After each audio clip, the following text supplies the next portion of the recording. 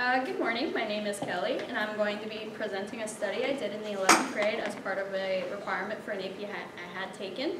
So this is the only thing I knew I could talk about for like maybe 10 minutes. So bear in mind it might not be the most exciting research presentation ever. So we've all seen it before, that sleep studies that deprive people of sleep for days and then measure their performance, but this is nothing like that. No children were harmed in the high school setting that I went to, and I can assure that, okay. So my research started with a question of what can I research? And it ultimately landed at, is there a correlation between sleep patterns and cognitive performance in regular and AP students? It's kind of a mouthful, and it's kind of ironic because I've spent days up just trying to think about something I wanted to do. It just came to me at 3 in the morning when I wasn't asleep. So I was just trying to fit all the questions. I was trying to fit my question into something that could be scientifically researched, and the process of answering it thereafter is a little more difficult than I thought it would be. So I just wanted to start the presentation with defining a couple words you'll probably hear a lot in this presentation. So cognitive performance is simply just the process of acquiring and utilizing knowledge, sleep patterns being the habitual pattern of sleeping in an individual, and finally sleep deprivation is just the insufficient amounts of sleep in an individual, and the extension of the definition fitting into my research would be insufficient amounts of sleep in an individual that can then cause psychological and physical problems. So, continuing with sleep deprivation, where exactly is the line drawn between sufficient and insufficient amounts of sleep? So, according to Nolan and others in a sleep study done on adolescents, sleep behaviors, and perceptions of their sleep, it's agreed upon by others as well that when you research sleep deprivation, the cutoff for adolescents to sleep well and function properly was 9 hours of sleep per night.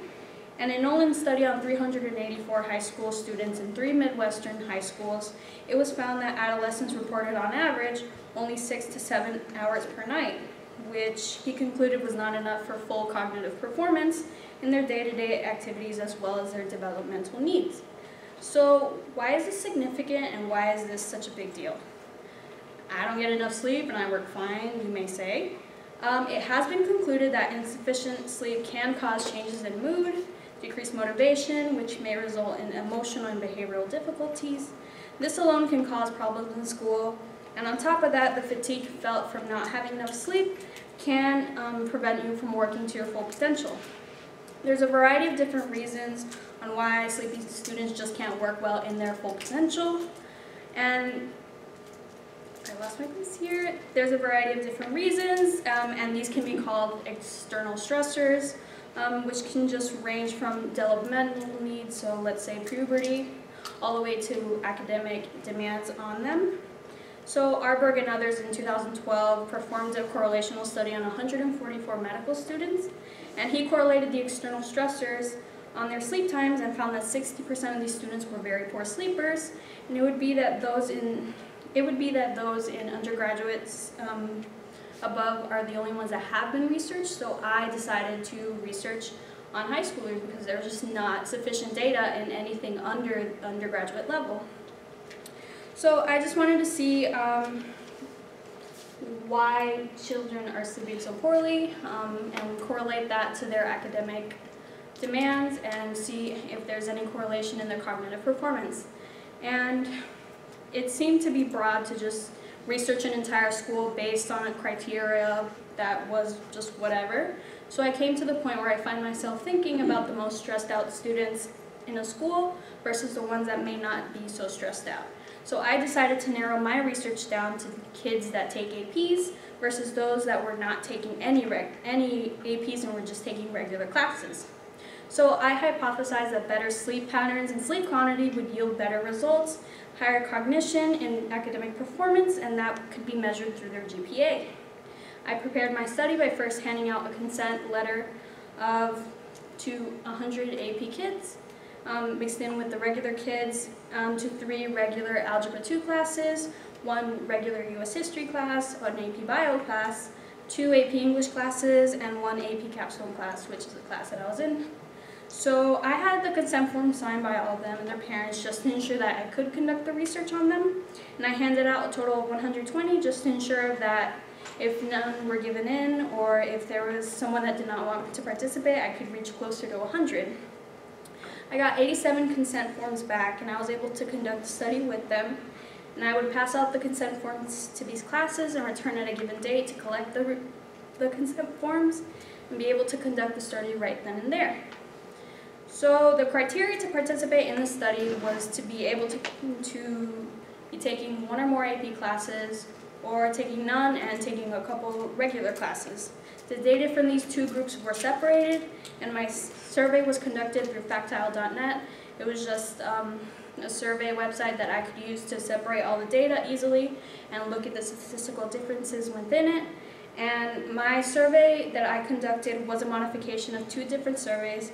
So the Pittsburgh Sleep Quality Index and the School Sleep Habit Survey were both validated and reliable from other sources. They were being used on older adults at the NYU College of Nursing and used at the University of Pittsburgh as well.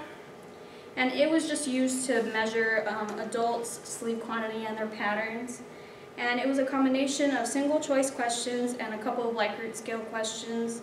So the basics of my surveys were the demographic questions, as well as the questions that would be used to correlate, so their sleep and wake times, the amount of hours spent doing school-related activities, as well as any extracurriculars, and at the end, a self-reported GPA.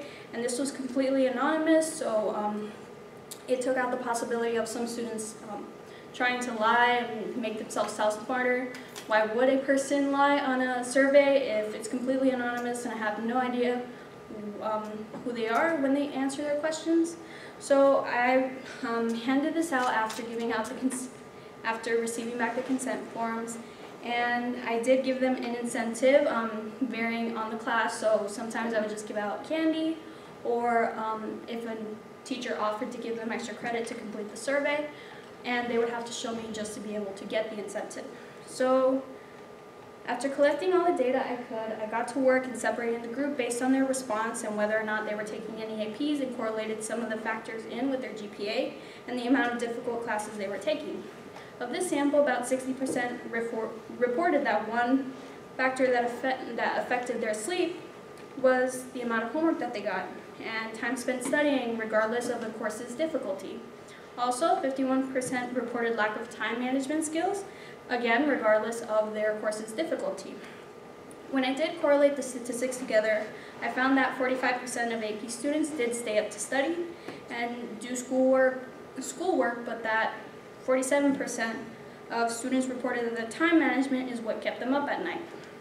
The means of these both AP and regular students range from 5.7 hours of sleep for the AP students and 5.9 hours for the regular students. That's pretty close to 6 hours per night, and it didn't really yield a statistical significance in the differences in their classes. And the mean, it was very similar. I also found that their unweighted GPAs were kind of similar in that sense. The AP students were receiving an average of 3.35, which is a B+, while the regular students were receiving a 2.68, which is a B-. It's not that much of a difference. So again, that could have yielded the results that I did get. So there was also similarities in their bed and wake times and the amount of time spent on their studies. For regular students, almost 2 hours were spent on homework, while almost 3 were spent on homework for AP students. So in the correlational studies, the closer a number given is to 1, the most statistically significant it is. So that means that there is a relationship in between those two numbers. And it can be seen in the chart that neither of my correlations showed any statistical significance. My two tests had no number close to 1, but it did shed some light on a subject that wasn't ever really investigated. So my study measured the factors of cognitive performance on GPA, so the amount of sleep for AP and regular students. The GPAs, the sleep times, the amount of time spent studying were similar to the point that it did not yield any difference. When GPAs were correlated with sleep and in other studies, slightly more amounts of sleep did correlate with higher GPAs, but it did not do so in my study.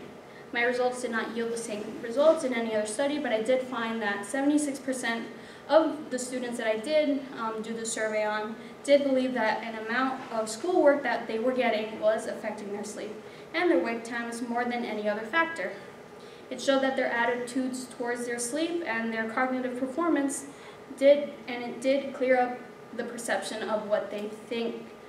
So it is no longer something that researchers just have to guess. The statistic is there. So what may have skewed these results is the sample size. The amount of responses were cut down based on the return of the consent form, therefore restricting my sample further because it was smaller than those conducted by other researchers.